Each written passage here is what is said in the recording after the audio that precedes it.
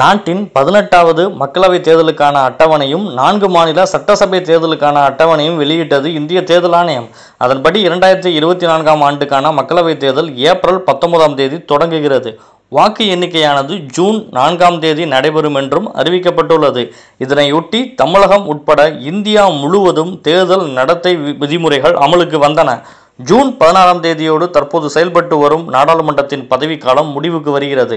எனவே புதிய நாடாளுமன்ற அவையை தேர்ந்தெடுக்கும் விதமாக இந்தியாவில் 18வது நாடாளுமன்ற தேர்தல் அறிவிக்கப்பட்டுள்ளது. இந்த தேர்தல் 7 கட்டங்களாக நடைபெறுகிறது. அதன்படி எந்தெந்த கட்டங்களில் எந்தெந்த மாநிலங்களில் தேர்தல் நடைபெற உள்ளது என்ற விவரம் இந்திய தேர்தல் ஆணையத்தால் வெளியிடப்பட்டது.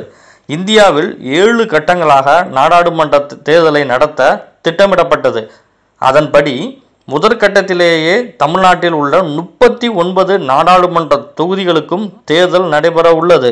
அதில் முதற்கட்ட தேர்தல் 21 மாநிலங்களில் ஏப்ரல் 19ஆம் தேதியும் 7ஆம் கட்ட தேர்தல் 8 மாநிலங்களில் ஜூன் 1ஆம் தேதியும் நடைபெற உள்ளது.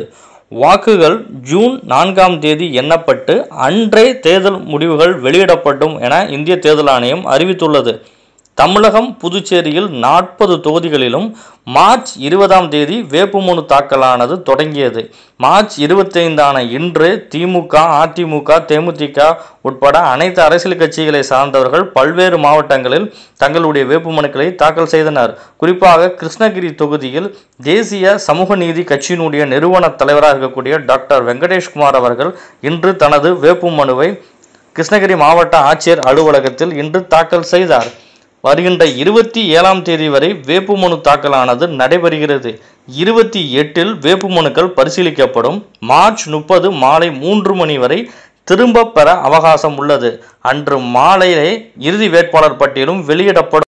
தொடர்ந்து ஏப்ரல் 19ஆம் தேதி வாக்குப்பதிவு நடைபெறுகிறது என்பது குறிப்பிடத்தக்கது.